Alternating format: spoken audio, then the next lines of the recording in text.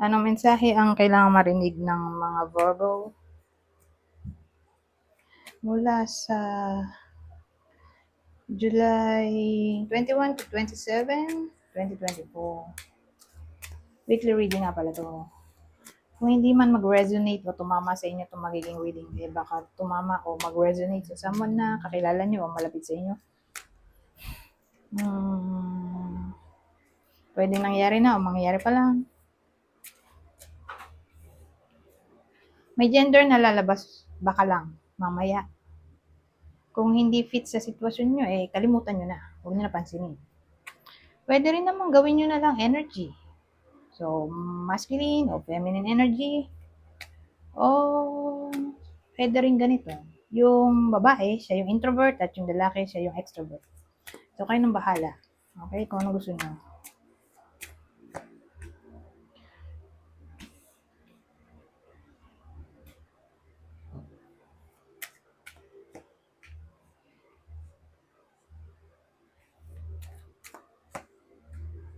So, Virgo na tayo. Ano to?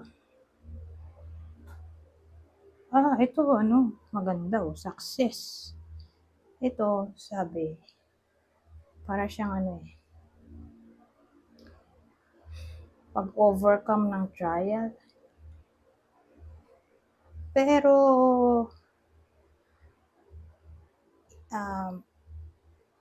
happy ending. Okay, meron kasing overcoming trial pero hindi mo alam kung anong ending nun. Happy ba o negative? Happy o loneliness? Ito, happy. Usually, happy. Ang ending nito. Ito naman, healing.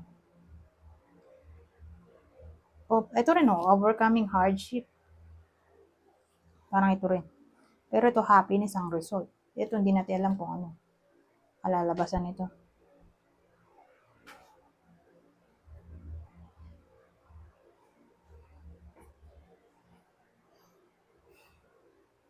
Ito, nanggaling sa Three of Pentacles.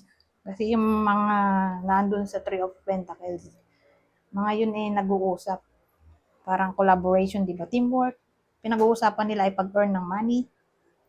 O, tawag dito, nagko-collaborate sila para, yun nga, mag-earn ng money.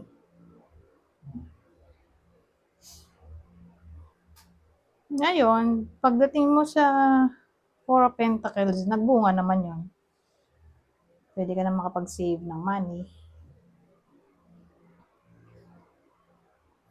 Pero, ang kinaiba niyan dun sa Nine of Pentacles, kasi di ba sa 8, nag-hard work ka dun. Pagdating sa 9, yun big amount of money. Pwede mong i-save. Pero usually kasi pag 9 of Pentacles, ang dami mong nakuhang pera. Sa dami, malaki porsyento na hindi niya ma-save. Doon lang mapupunta sa luho niya. Pero at least, dumami yung pera, di ba? Ito naman, kumita. Oo. Pero hindi ko masabi kung malaking amount yung kinita. Pero at least ito, siya, maingat sa pera kasi save niya yung pera niya sa bank agad. Barat, kuripot. Doon naman sa Nine of Pentacles, maluho.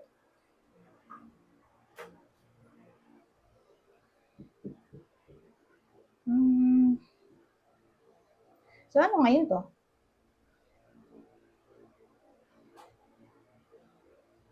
May ma-achieve yung iba sa inyo.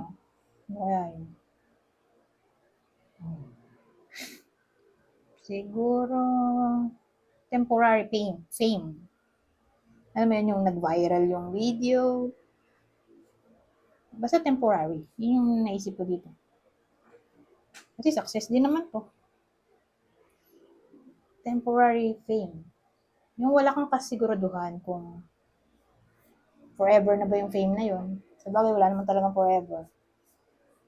May iba na nag-artista. Tapos saglit lang nagdingding, nawala na. May iba naman ang tagal, di ba? Ang tagal nagdingding. So, case to case basis. Pero ito, ang naisip ko nga biglang nag-viral o may nagawa siyang kabutihan na para bang pinuri siya ng mga tao dahil sa kanyang talento o sa kanyang kabutihang asal. Ganyan, na parang bang nag-attract siya ng crowd. Tapos,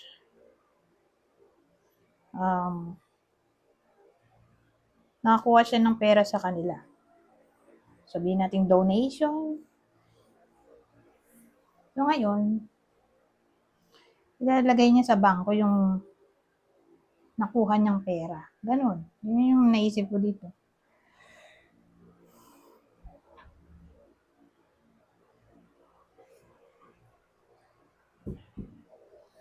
Hindi ko pa masabing kung promotion kasi parang temporary nga lang to na hindi mo masabi kung forever na ba yun. So, viral na video o may nagawa siyang brilliant idea o kabutihan. Alam mo yun, yung sinoli niya yung bag ng 1 billion na pera na napulot niya. So, dahil sa kabutihang loob niya, dahil hindi niya ginastos, di ba? Hindi niya ninakaw. Mabibigyan siya ng award. Ganon. Ganun yung naisip ko dito. Nagsoli ng perang nawala o napulot niya. O tumulong siya sa nangangailangan. Na para bang natuwa yung ibang tao sa kanya. Yun yung naisip ko dito.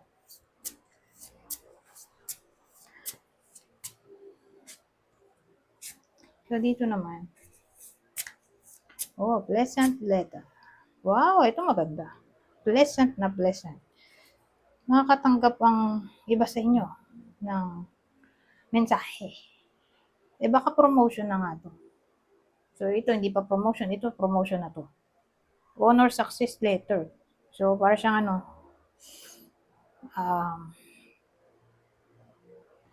tawag doon? Legal. Parang something legal na documented ba? Na yun nga, na-promote o natanggap sa trabaho. Para siyang good news. Makakatanggap ng mensahe yung iba sa inyo. At ang mensahe ay tungkol sa good news. Pero, ito kasi parang reputation.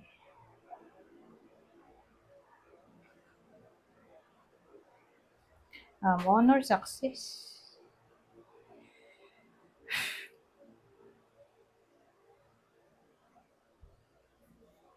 Parang sinabi ko dito, recognition to rin. Mabibigyan ng award. Ito rin yun, no? Yung fame na sinabi ko, ito rin. Parang nagdugtong lang. Pero kanina hindi ako sure yung promotion. Ito, probably. Promotion. Para sa iba sa inyo.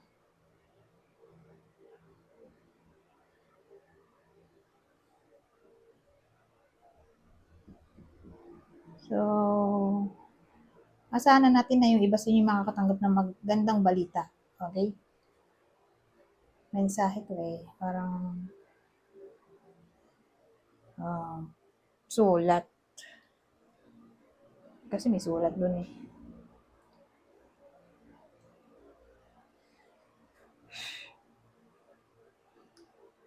So, good news o sa form ng letter.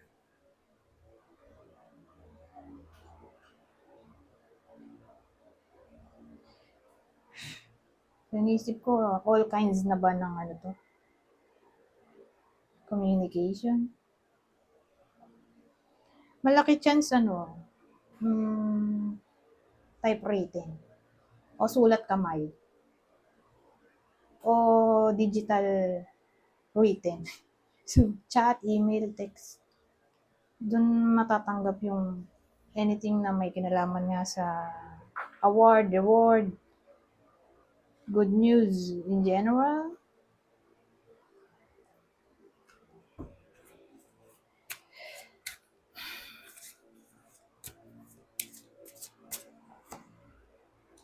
Basahin ko na lang to.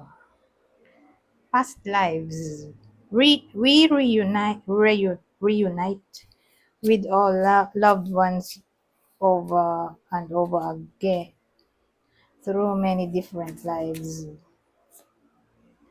Bond. A love bond grows stronger over time. Wow. Itong ganito, soulmate connection na to. Past life connection, soulmate, twin flames. Ito, either natagpuan nyo na to at magkakaroon kayo ng clarity o matatagpuan nyo pa lang sa week na to. Kailan ba yun? July 21 to 27. Okay, para sa mga single, kung di pa nadating. Parang past life connection.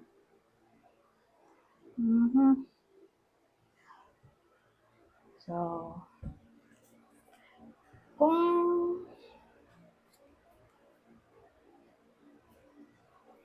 nasa buhay na ng iba sa inyo, sino kaya? Kasi parang discovery to eh.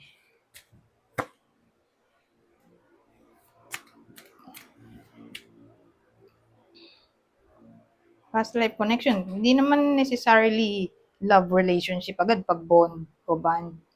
Pwede rin naman kasing ano yan, friends, kapatid, magulang, pet, na yun nga, madidiscover ng iba sa inyo na parang may past life connection sila. So, ito, Scorpio,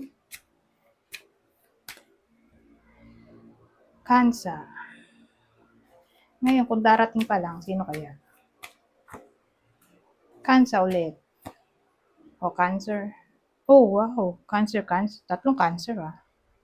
Cancer. Tatlong na iba. Scorpio. Pero ito, sa inner relationship na.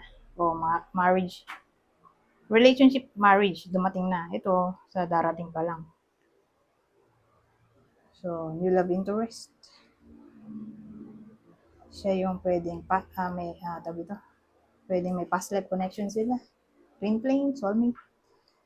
Cancer ulit. Specifically, Cancer. Kasi dalawa sila. Pwede maiba, pero sila pa rin. So, malaki chance Cancer.